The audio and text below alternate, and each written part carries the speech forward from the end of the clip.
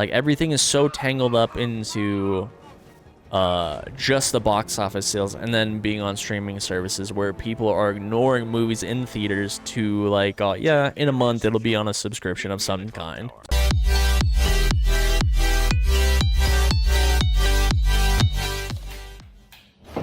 Dude, like, just kind of talking more about streaming services, I think that streaming services and, like, basically doing what, like, Disney Plus is trying to do, where we make a fucking TV show about everything, I think is killing, like... Oh, we're getting super fatigued on everything. We're getting on everything, dude. The oversaturation right now on entertainment, especially with movies and films... or like not movies and like films and shows, is fucking atrocious, dude. It's making stuff like that less eventful. You know, like when you would get like a superhero movie, it was like an event. Or like a Star Wars movie was an event. It was like, dude, there's a new Star Wars movie, everyone's gonna go see it, right? It's like no one gives a shit about the new Star Wars movie when we just saw 8 shows come out like within the last 2 years. Really strong moment here too. Colleen? Is that you again? Yeah, Killing Joke all over DNA. Candygram!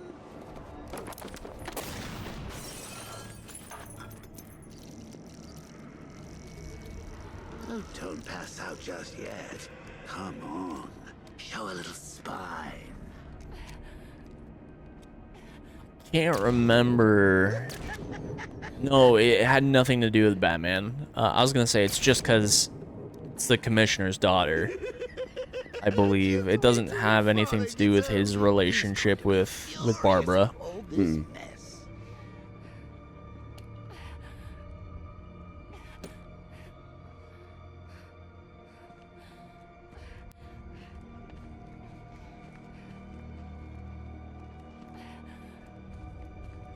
I love how dark this game is. Yeah. Like, tonally. Like, they all kind of have that vibe, but... Like, see, this stuff right here reminds me of Asylum. And the fact that there's no cutscenes too, like, forces the player to elate what they will from whatever given scene and not be informed by whatever Batman's expression is. It's like you have to make up your mind of what you feel in that moment. Front row seat to the main event. You would have thought old Jim Gordon had been through enough. First, some handsome young maniac cripples his daughter. Now he's blaming himself for her being taken. You really should tell him this is your fault, Bats. I'm sure he'll understand. I mean, it's not like you went out and got his daughter killed. Well, not yet anyway. The night's still young. Oh man, and like, you know, these are, it's literally what Joker is saying is informing what Bruce is currently thinking. It's right. It's just through like, it's his fears. Yeah, almost manifesting themselves as the Joker. Oh my god, like this game is just so smart. I don't think there's much more to say than what you just said. Yeah.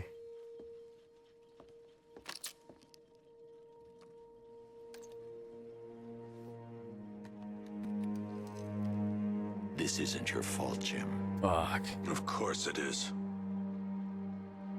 Crane's done this to get to me. I should have been here. There's something I need to show you. We haven't got time. She's not like us. Identity confirmed.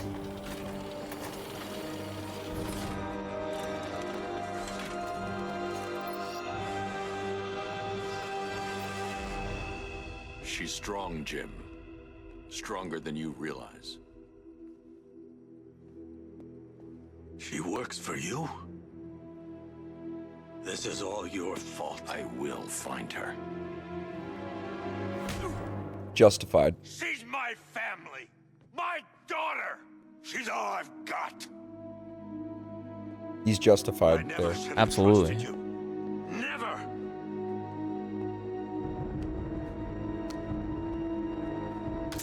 In a way, you gotta almost put yourself in his shoes for a minute. You feel like Batman kind of invaded in his own personal life just then. by involving his own family. Right. Well, and like the way Batman's character evolves, and I don't talk about Batman the animated series a ton, like I do and I don't. But like the way Bruce's character and Batman's character evolves throughout the courses of the season, where in earlier seasons, I feel like he's a lot more compassionate, but by like the time later seasons roll around, and going into the new Batman animated series or whatever it's called, the new Batman Adventures or something like that. He's kind of becomes this like everything for the sake of the mission type of persona, and that comes out in the Justice League, where like Batman was never created to tackle these threats that you're seeing on screen right now. He was never invented to tackle the Joker or the Riddler or the Killer Croc or whoever. Right. He was created to tackle street level crimes so that no family or no kid ever had to be separated from his parents the same way that he did. Isn't that the interesting paradox of it all? Right? Is that, okay, but Batman was created to stop that level of crime. Had there not been the Batman, would there have been these level of threats like these villains that we know? Had there not been Batman? You know what I mean? Or Sure. would they have existed whether Batman existed or not? That's the paradox of it, right? Which is really fascinating to think about. It's like, would these people have existed if Batman didn't already exist? You know what I mean? I do Like, believe it's going to be in the top right, and I think you have to go back, I believe. I could be wrong.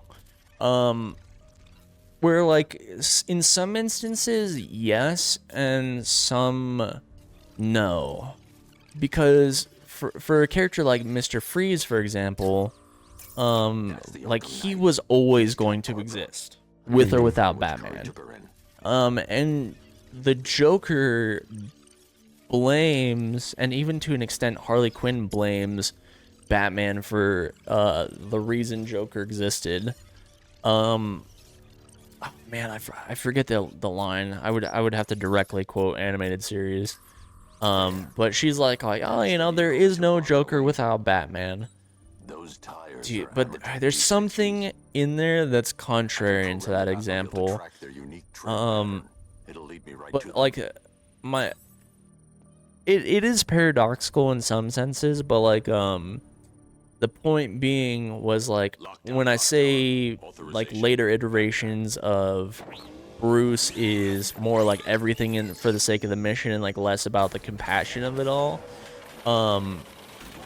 is you have to think about like the prolonged exposure of dealing with these like psychotic maniacs, like what that does to a person, and like leveling with them in the way that he does to think the way that they do, so he can like apprehend them more effectively or just combat them more effectively or whatever.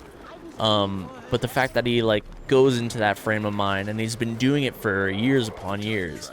Like I said, Batman was not built for this. So you think about the wear that has on someone, I'm like, oh yeah, fucking, I could see how you go from this compassionate human to like, yeah, everything for the sake of the mission. Like, the Joker must be stopped at all costs. Weirdly enough, just to kind of like bring it full circle with our other playthrough, that's what I think is interesting about Leon's character too.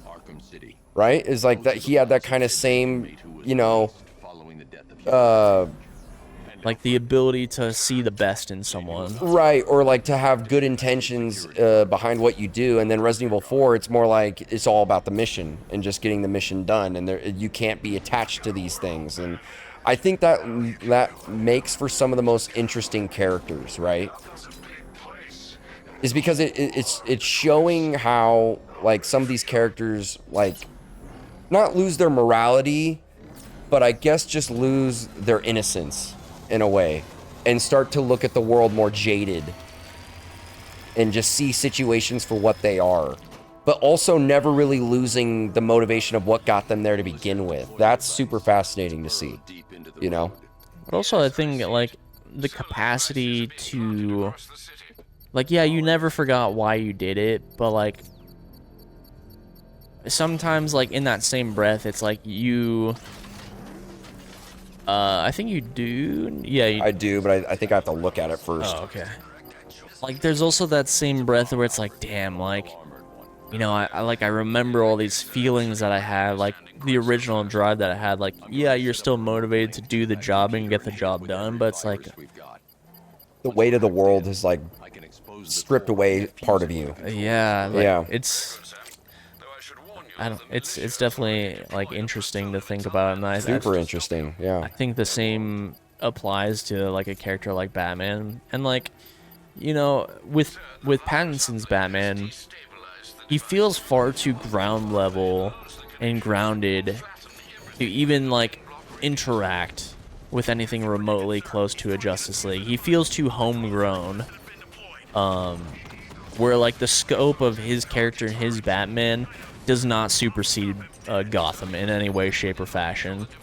I think my issue with the Pattinson Batman, which I know a lot of people complain he's a little too emo-y, it just felt like he's kind of emo-y because of his own personal loss and like why he's so brooding like that. It would have been more interesting to see him like, not like happy-go-lucky Batman, but a little bit more so in that first film, and then progress throughout that trilogy and seeing him get more jaded towards people and stuff as Batman.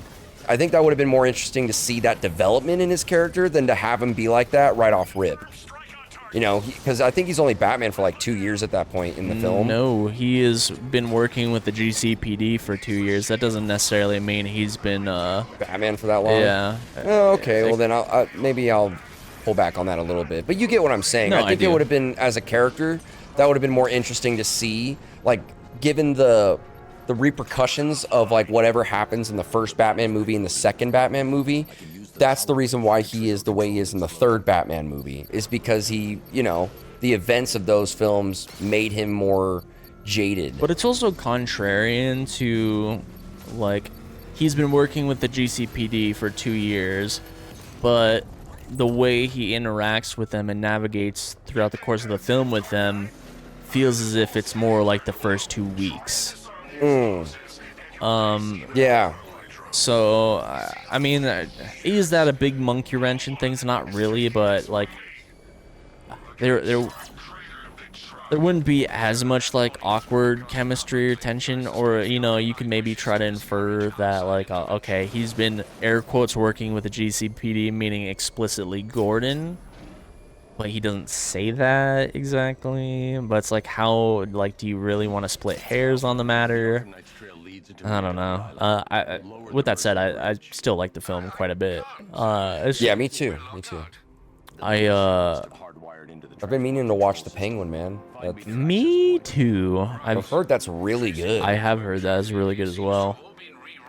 There's just, you know, more to the point of content oversaturation. There's just so much to watch. I know, man. I know. Like, it's to the point where it's almost overbearing. Which is why, like, there's things I want you to watch, but I try not to be hard on you about it, where it's just like, oh yeah, there's like... Dude, I know, and there's tons of stuff I want you to watch and play too, and that's why I'm not pushing too hard on that too, because I'm like, dude, I know, there's like, we're just, going back to what we were talking about earlier, there's just so much shit that it's just, you know, like, we've talked about this before, but I feel like culturally we've kind of lost that collective identity where we would all kind of watch and play the same things, because there's so much shit now that like you could watch 10 or 15 different shows than me, and now we don't really have the same things to talk about because we're like entertainment wise on completely different. I'm not saying that you and I are, we're not, but I'm just saying in general, like with people. I feel like with as vast as like the content that we have is, I would say it's about like half and half.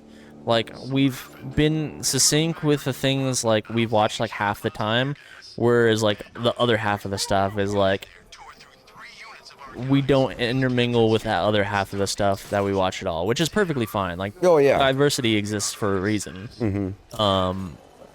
Like, yeah. But you know what I mean by that in general, do, right? yes. Like, you know, like everyone watched The Walking Dead on Sundays at 9 after school. Or, Yeah, there was and this then we collective... talk about, right. I just think there's something lost with that, with how much media there is to consume these days. Well, before it was like... That's why it's cool when there's like a movie like Superman coming out in theaters, because everyone then is you and all your friends collectively- can go see it together and talk about it. Like it's still going to be an event, you know what I mean? Like it's just that is becoming more that's becoming more and more rare. Well, we've kind of had like a flip-flop of the problem where like 5+ years ago, the problem was there was so much good stuff coming out that's like, yeah, there's no way you and your friends can like all be succinct on all the things all the time always, whereas now nothing good is coming out. Yeah. And it's like the inverse of that problem. It's not that there isn't stuff coming out, it's just that what we consider good. You know, it's like there's a shit ton of stuff coming out. It's just that I think people in general are starting to feel what we're feeling, and we're very picky about what we watch and play now. Well, you also have to be.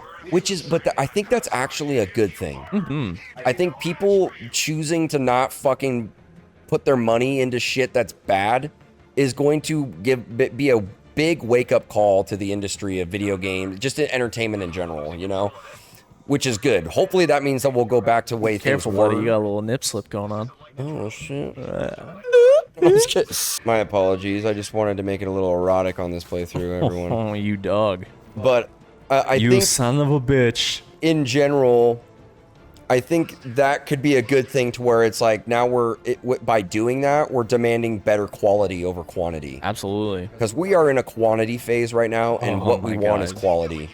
Yeah, like, but also, like, attached to that, it's like, it is attached to it, but it's like a very separate concept, is like, the value I find in someone just being able to take,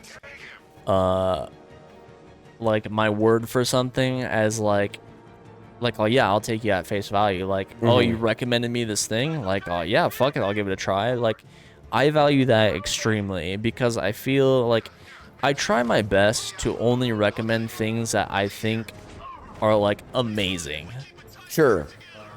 Where, like, and I'll talk about one of them in a second here, but, like, someone just taking me at my word and, like, just off of my recommendation is, like, a huge, like, oh my God, like, you're willing to put your faith in, like, my opinion on something.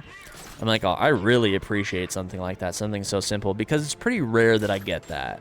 Like, I can't just, like, if I were to recommend you, or not even necessarily you, but just anyone a game or something, there's no guarantee, even if I love that game and adore that game, there's no guarantee that they will play that, even though, like, someone will say, it's like, oh, yeah, I'll check it out for sure. I'm like, will you? Will you really? Yeah. Yeah. With that being said, I do think when people say that, I do think they want to. Like, I don't think people say that because they don't. Sometimes people say that, but I feel like I know a bunch of my friends and even myself, there's plenty of times where I'm like, dude, I actually do want to check that out.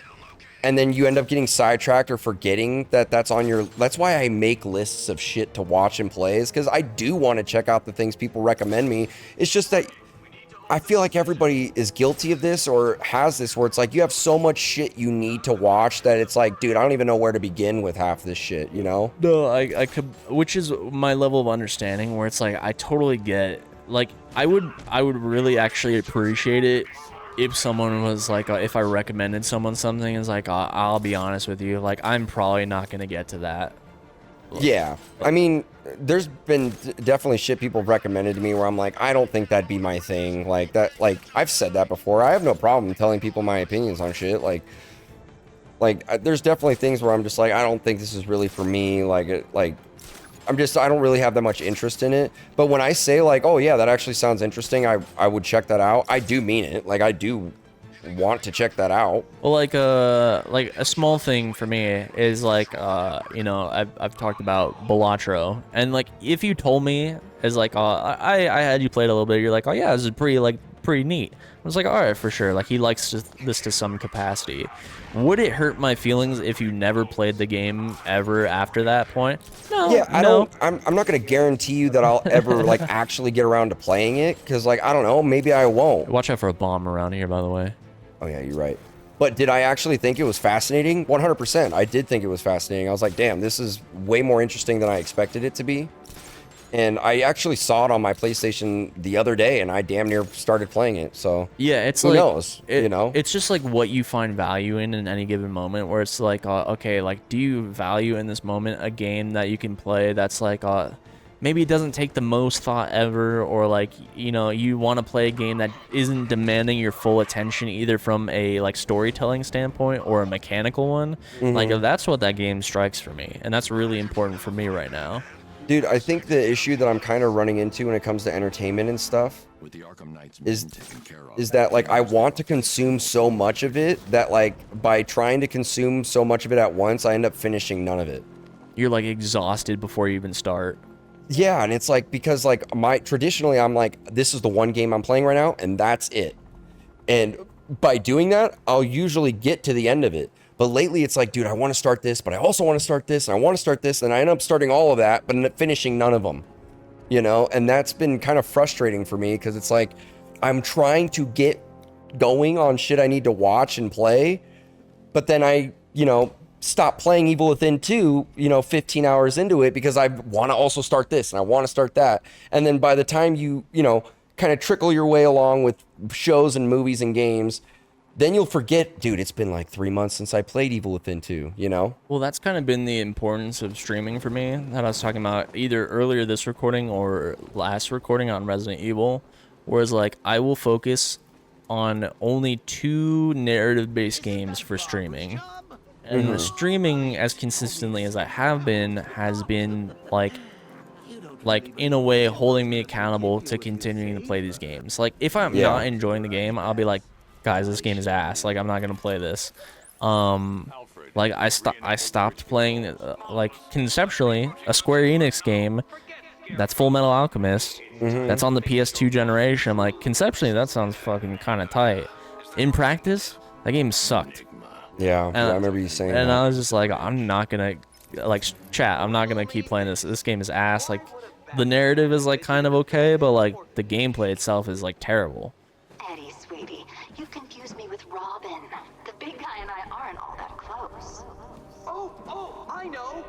It's because of what will happen to us. I'm pretty sure that's Azula, right? It is, yes. Voice actress. Shocked, Dark Knight, stunned. Yeah, maybe now that I'm actually getting some days off, because like a big reason why I haven't been gaming or even Just recording a swamped. whole lot. I've been pretty busy with my job. I can't really talk about it beyond that, but I've just been really busy. Like I've maybe had 1-2 days off.